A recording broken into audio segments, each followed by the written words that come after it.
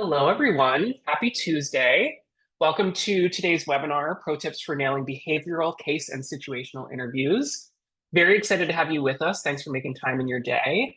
We are going to give everyone another 60 seconds or so to get in and get settled. So thank you for being timely, and kick back, relax, and we'll get started shortly.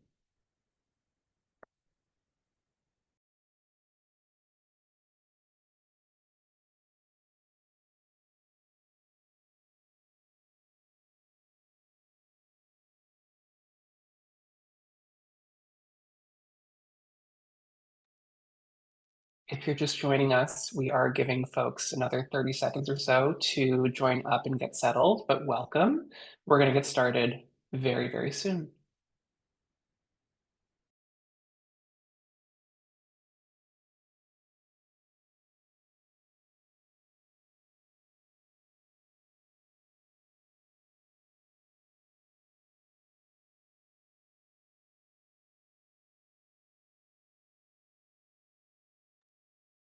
Alrighty, we're calling it a quorum. So if you just joined us, happy Tuesday. Welcome to today's session, Pro Tips for Nailing Behavioral, Case, and Situational Interviews.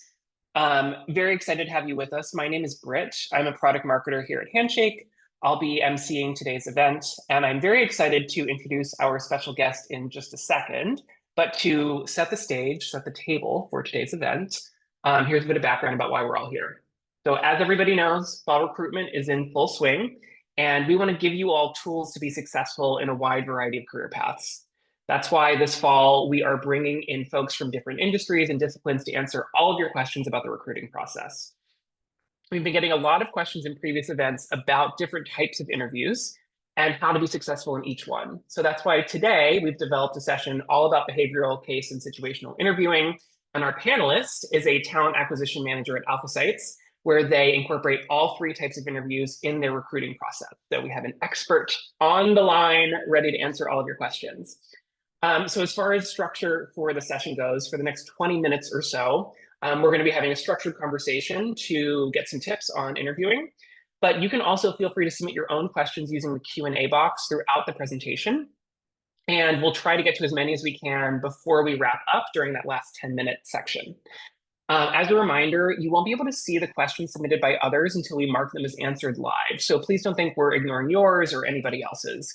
We tend to get a lot of questions in these sessions, and we can't always get to all of them. But if we don't get to your question today, know that we're going to use it to inform future events like this one. So keep coming back, and we will keep doing our best to answer as many questions as we can. So with that said, Christina, would you like to introduce yourself and maybe give a little bit of background on you and what you're working on at AlphaSights today? Yeah, definitely. Well, thanks again for having me here today, and hello everyone who's joining us live for this. So my name is Christina Aguirre. I graduated from Fordham University here in New York back in 2019 with my bachelor's degree in communication. Throughout my time in college, I had various internships within HR, which are honestly what really made me excited to pursue a career in talent acquisition after I graduated. So I joined AlphaSights back in 2019 after I graduated and have been with the company ever since. So for those of you who might have never heard about AlphaSights, we're a global information services firm. And what we do is we connect our clients to industry experts who can help answer their business problems and help them make more informed decisions regarding their business. So how that works is that a client comes to us whenever they have like a problem they want more information on or an industry they want to learn more about. And then from there, members of our client services team, which is the main revenue driving team here at AlphaSights, then find an expert somewhere in the world who can then provide them with that information. So I'm currently a manager on the talent acquisition team here at AlphaSights, and I help oversee recruiting across the entire Northeast region for client service internship as well as entry-level roles in both our New York and San Francisco offices. So again, super excited to be here today. Yeah, so excited to have you. This is going to be super, super relevant for folks on the line. I also have to say, love the Fordham shout out. Before I was in product marketing at Handshake, I worked in customer success on the education side of our business, and Fordham was one of the customers that I worked with. Great team. Oh, nice. Very, very Yeah, exciting. love it. All right, well, let's get down to business. So first things first, before you can even get to the interview, you've got to make a good impression with your resume. So give us your quick tips for standing out on a resume. Definitely. So when it comes to standing out on your resume, I really recommend three main things. So the first I would say is highlight on-campus leadership positions. Most employers, AlphaSights in particular, really love seeing ways that individuals are involved outside of the classroom. And I think it's important to not just highlight work experience or academics on your resume, but also involvement in different areas, such as like student orgs that you are part of or are a leader in, leadership programs, or even athletics. The second recommendation I have is to really tailor your bullet points to align with the job that you're applying for. I think it's important to really highlight how the experiences you've had previously can then be transferable to the job that you're then applying for. So, for example, if you're applying to a corporate sales position, you can highlight any previous experiences in retail or even in food service that have really allowed you to work with customers or work towards a sales quota. And the last recommendation I have when it comes to the resume is to keep it one page and ensure it's well formatted. Don't rely on templates that you can find via Google. I have seen them all in my career. When it comes to really formatting your resume, I really recommend going to your career services office on campus and asking them for help. They'll help you with everything to ensure like the font, the margins, and the length are all appropriate. And they'll even proofread your resume for you to check for any grammatical errors. I always think having like an extra pair of eyes on your resume is super helpful. And most colleges have career services there, and it's totally free to use them. So I always recommend going to them and asking them for help when it comes to formatting the resume. Love all of those tips, especially got to double down on that career services team Mhm. help. They are there and ready and willing and excited to look over your resume with you. I Definitely. also love that. Oh, go ahead, please, please. Oh no, I was just gonna say I'm a bit biased because I used to work at the career services office Oh when my I was in gosh. college. So I always recommend their services. Totally, totally. Don't sleep Mhm. on that. I also Yeah. love tailoring the bullet points to the job you're applying for. One tip I've heard before is to read the job description and then use language from the job description when Mhm. you're crafting your resume. So you can mirror exactly what they're looking for in the experience that you're expressing. Yeah, some companies use like a software that allows them to like, scan resumes for keywords. We don't use that here at AlphaSites. We actually review every single resume that comes in because we want to ensure we're seeing all the candidates that are applying for our roles. But I think definitely when applying for some other companies, it's important to really have those keywords in the resume. It's a great call out, though. I know Mhm. a lot of students that I talk to really appreciate knowing that their resume is going to get Mhm. looked at if they submit Yeah. it. So Mhm. fabulous. All right, well, let's move on. So we know every industry and even every individual company is going to have their own order of operations when it comes to recruiting and multi-round interviewing. So could you talk a little bit Mhm. about the interview process from AlphaSight's POV? Yeah, so the main roles that we recruit for are our full-time associate client services role that's open to graduating seniors and our summer associate client services internship, which is open to current juniors. So typically after candidates submit their application and then complete a quick strengths assessment, they're then invited to our interview process if successful. And our interview process is three stages. So the first stage is a 20-minute behavioral phone screen with a member of the talent acquisition team. So this round really allows us to learn more about a candidate's background, their career goals, and how well they understand the role that they're applying for here at AlphaSights. Should a candidate then be successful from this first round, the next round is a 1 hour case and situational interview with a manager on our client services team. So this round will look at how well candidates are able to complete a sample project at AlphaSights and how they would respond to situations they could encounter on the desk, such as a changing client deadline. After this round, if candidates are still successful there, they would then move on to a final round 1 hour behavioral interview with a member of our senior leadership team. So this round will allow candidates to further expand on their background, their career goals, and really emphasize their interest in AlphaSights and the role to either a vice president or a senior vice president at the company. We typically recruit for roles in New York and San Francisco, and the interview process is the same across both locations. And one of the best parts is that all of our interviews are fully virtual. So no matter where in the US you are based, you can still participate in the interview process. Love that. Super convenient. Cool. All right. So now we know what the layout looks like at AlphaSites. Let's dig into the meat of today's session. Mhm. So coming from a firm that uses all three of these types of interviews, can you give us an overview of what to expect from the behavioral interview first and how to shine in that particular session? Yes. So when it comes to behavioral interviews, these look at how candidates have used their skills or worked through situations that have happened to them in the past. And essentially, the main idea behind a behavioral interview is that a candidate's past actions can then inform how they will perform in the future. So when it comes to behavioral interviews, my main advice is to really read that job description ahead and then from there practice sample questions. So, for example, if a job description mentions that a candidate will need to be able to work in a fast-paced environment and manage multiple deadlines, you can best bet that your interviewer for the role will ask you how you managed a situation where you had to work under a time pressure in order to meet a deadline. I think the job description is like super useful because it allows you to really predict the types of questions that your interviewer will ask, since they'll probably be touching on the most important skills and attributes that are needed for the job in the interview. From here, you can also just look up common behavioral questions and then from there draft out answers in advance. So even if your interviewer might not ask like the questions exactly as you've practiced them or phrase them the same way that you wrote out, you can still pull pieces of your answers that you've prepared and then use them in the actual interview. So some common behavioral questions that I used to practice when I was going through the job search in college were walk me through a time when you overcame a challenge in school or even in the workplace. Walk me through a time when you had to work with a teammate who had different opinions than yourself. And then one of my favorite is walk me through a time when you went above and beyond in order to achieve a goal.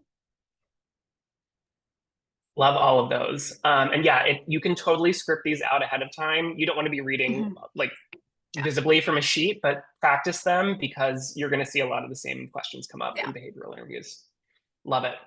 Okay, so let's move on. I know you mentioned that for AlphaSights, next comes the case interview. So can you Mhm. talk about what job seekers can expect from that type of interview? And then again, how do you excel?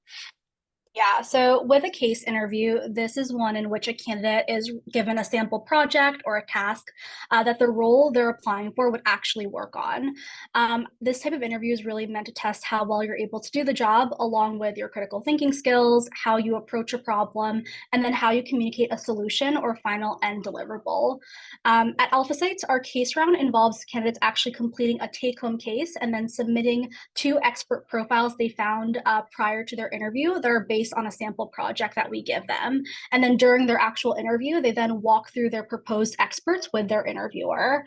I think, though, no matter what type of case interview you do, whether that's at AlphaSights or at another company, I always really recommend being open to feedback as you're discussing the case and your findings with your interviewer. Most of the time, especially at AlphaSights, we're really not expecting a candidate to get a perfect answer with the case that they do at home. Our interviewers are actually trained to provide feedback on the candidate's take home case. And then from there, they give the candidate a chance to implement that feedback in a second live case that they do during the actual interview.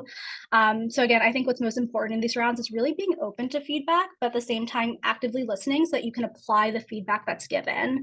I've definitely seen many instances of candidates, not really doing a perfect job on the take home case, but then completely crushing it in the interview case after they've received that feedback and implemented it.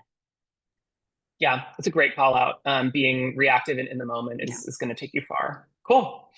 All right, Mhm. now to get to the last one, we've heard that some folks don't know the difference between a case and a situational interview. So can you talk me through the major differences? And then Mhm. again, as per usual, how do you ace that situational interview? Yeah, of course. So with the case interview, this really involves you working on like that sample project that the role you're applying for would work on. Usually with these interviews, these are based on like actual business projects the company has worked on previously. A situational interview, on the other hand, looks at how you would act in a hypothetical job scenario. And these are more so situations that could pop up on the desk frequently in the role. So for example, let's pretend the role you're applying for is one that really works closely with clients who are consistently on a tight deadline.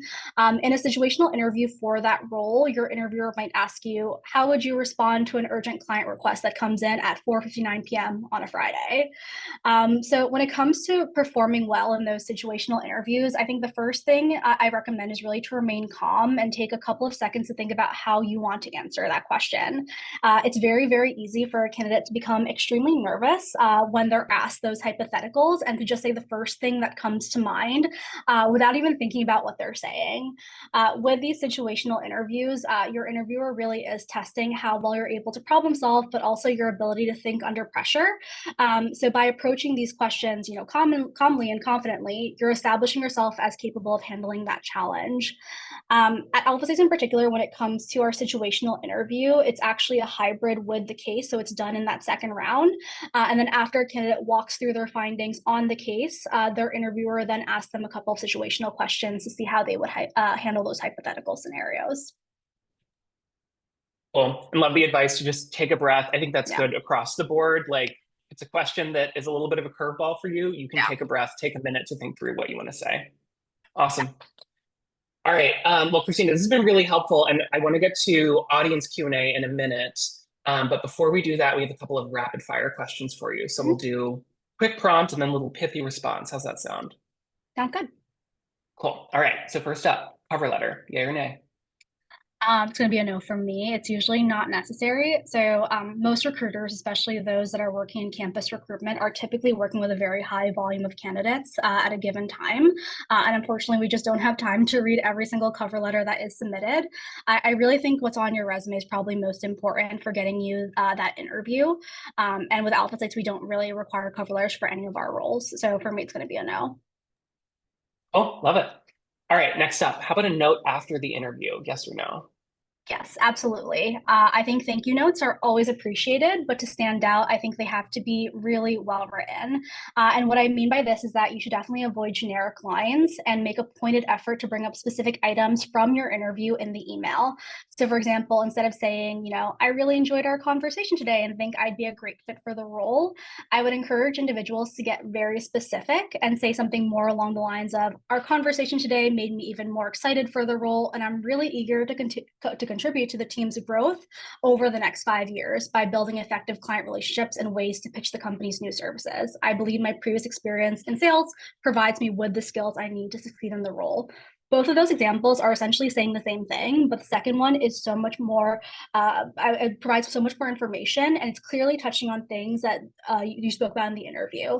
So I always recommend making sure your thank you note is well written and it's not generic.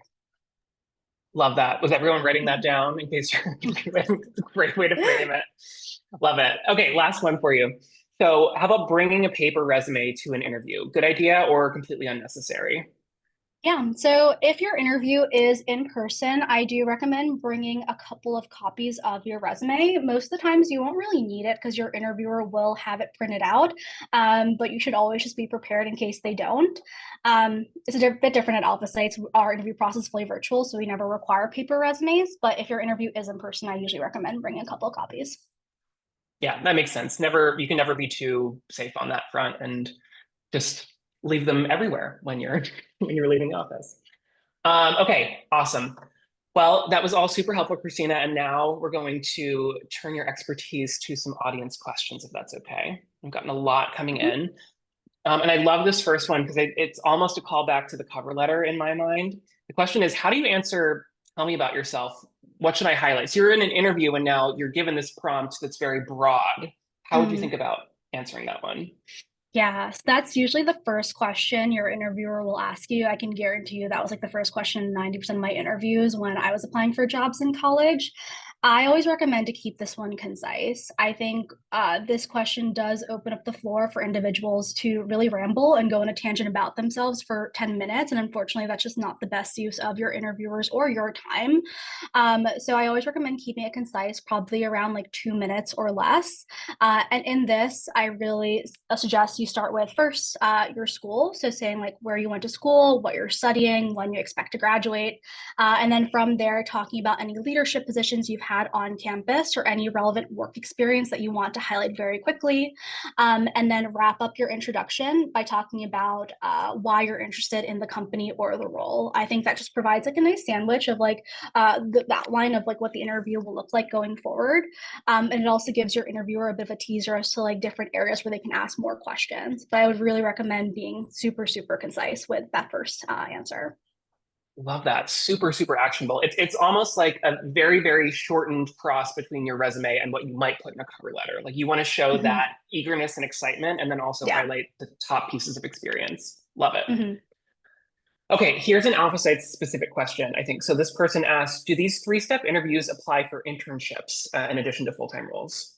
Yeah, that's a good question. It's the exact same process for the Mhm. internship program and the full-time role. And the reason for this is that we want to give our interns the same experience as our full-timers, and we treat them as if they're actually full-timers when they join us here at AlphaSights. So exact same interview process, exact same evaluation criteria. Love it. Cool. All right. Another one that's probably specific to AlphaSights process. At what point do the greatest number of cuts happen in the interview process? So, like, at what point Mhm. can you say, like, oh, I'm really in the finals here? Yeah, so I would say it's challenging because I think the amount of candidates we progress from each round, it remains consistent across all the interview stages. I would say like probably making it like to final round is an achievement in and of itself. When it comes to Alpha States, we do hire less than 1% of the people that actually apply. Our interview process is pretty rigorous, and we want to make sure we're bringing in the best talent possible for the company. So I would say like if you make it to like that final round, you know you've done well in the role, but you're still not out of the woods just yet. You do have to prove yourself, and this time to a senior leader at the company. Makes sense. Okay. This is a good one. Are there any day-to-day phrases that are best to not say during interviews? Anything that like you've heard in an interview before that feels maybe a little too casual? Yeah, I would say just try to avoid slang in the interview, just in general. Even if that's like the way like you talk in your day to day, I would just avoid it as you're going through that interview process. When I think about candidates in an interview, I think like this is me seeing them at their best. And if like you're overly casual, you're using so much slang, I'm just imagining if I'm already seeing that in the interview, how will it be on the desk when I'm actually like working with you? And especially given like the roles we recruit for are client facing, we do want to be professional in front of those clients as well. So I would say just avoid that as much as you can. Yeah, I think it's a great call out. Mhm. Okay, next one. This is a pretty universal question, honestly. We get this one a lot. What can I put on my resume if I don't have any work experience? Yeah. So if you don't have any work experience, I usually recommend putting on-campus leadership positions on your resume, especially ones that relate into the type of field you eventually want to go into. So I actually struggled to get my first HR internship. I was applying in my sophomore year of college, and it was really, really hard for me because I had no like HR related experience or professional experience before that. But what helped me was a club position I had. So I was part of the Fordham Career Ambassadors, which worked very closely with career services on campus. And I was actually the co-president of that organization. And in my role, I actually recruited new members. So that was like a super helpful experience for me to have on my resume. And I spoke about that in my interview for my first ever HR internship, which was actually in legal recruiting. So even if you've never had like a professional internship or work experience, I really do think highlighting student organization or club involvement and any leadership roles you've had in those is really important. Love that. Love that answer. Mhm. Okay, cool. This is another one that could have fallen into our rapid fire Mhm. questions. What do you think of professional summaries at the top of a resume? Yay or nay? Nay, I don't really think they're necessary, especially like if you have a pretty robust resume. So I say that for like people that have had like a ton of internship experience already, a ton of campus leadership. I'd rather they use the space for those things. And sometimes with professional summaries, they're actually pretty easy to like, you know, weed out candidates who might not be aligned for the roles. So for example, like if I see like a very misaligned professional summary at the top of a resume, I'm already like, oh, this person just might not be a fit for the role that we're recruiting for. I personally think you should use the space for other things. Totally. Cool. Okay, next one. Oh, I love this question. What are some good questions to ask the interviewer at the end of the interview? You're almost always going to have a couple of minutes at the end. They're going to say, what questions do you have for me? What do you recommend? Yeah, I was actually hoping someone would ask this question. In terms of what not to ask, I really, really encourage people to avoid asking, what's the company culture like? I would say I get that question in 90% of my interviews. And at this point, it's like I've answered it so much, and we have so much about our culture on our careers page. Um, I always recommend that when you're thinking about the questions you want to ask at the end of an interview, they should be things that aren't available on the company website. So asking like about culture, about the day to day, those are probably all within the job description or company website. And I encourage you to use the time in the interview to ask like more meaningful questions or things that like generally you just can't find out by looking at the website. So for example, like in some of my recent interviews, I've definitely had people ask me about like my career acceleration. I've been doing a lot of like talent acquisition coordinator interviews for my own team. And people have asked me like, oh, like you've been at AlphaSights for 5 years. Walk me through like your favorite role at the company so far and like the skills you needed to really end up in your manager position. I think when you ask like those more targeted questions, especially toward your interviewer, it shows that like you really were like taking notes, you were getting the chance to learn more about your interviewer and going deeper than what you can find on the company website. Totally. I think like focusing in on the interviewer's experience working at the company is a great idea. I also, okay, so I've been a hiring manager before, Mhm. and recently someone asked me, this was for a position on my team, can you describe your management style and Mm, something that you're working on as a manager? I thought that was like just the that's right good. amount of spicy. It was such a good question, and I That had was a never good been one. asked that before. I was able to come up with something good, but I thought that was great, and I feel like I would have been nervous to ask about that, but it was perfectly reasonable. I thought as an Yeah. interviewer. That's a good question too, especially if you know the person who you're interviewing with is going to be your direct manager. Like you kind of want to know Yeah, that before like you consider or accept the role. totally. Yeah, so it's not out of bounds at all. I don't think. Yeah. Okay, super relatable question coming up. Do you have any tips for anxiety during face-to-face interviews? Yeah, definitely. I think it's so nerve-wracking going like in person and then like having a conversation with someone that you've probably never met. Yeah. I think when it comes to going to like face-to-face interviews, I think it's important to remember that the other person or the person who's interviewing you is also just a person. They want you to succeed in the interview. They want to do well. They're interested in like learning more about you because they think you'd be a good fit for their team. And usually by the time you get to like those in-person interviews, you're like already in a final round interview by that point. So clearly you're a good contender for the role. So I would recommend just like being mindful that the other person it does want you to succeed. Like we don't go out to interview and hope people fail the interview process. As hiring managers, we really do want people to do their best and really want to see others succeed. So I think it's just important to remember they're not like out to see you fail in these interviews. I think when it also comes to in-person interviews, something to I really recommend is like bringing like a pen and paper and really taking notes, but at the same time maintaining eye contact. I think that's like so important. It shows that you're really engaged in the conversation, and I think being mindful of your body language is also important.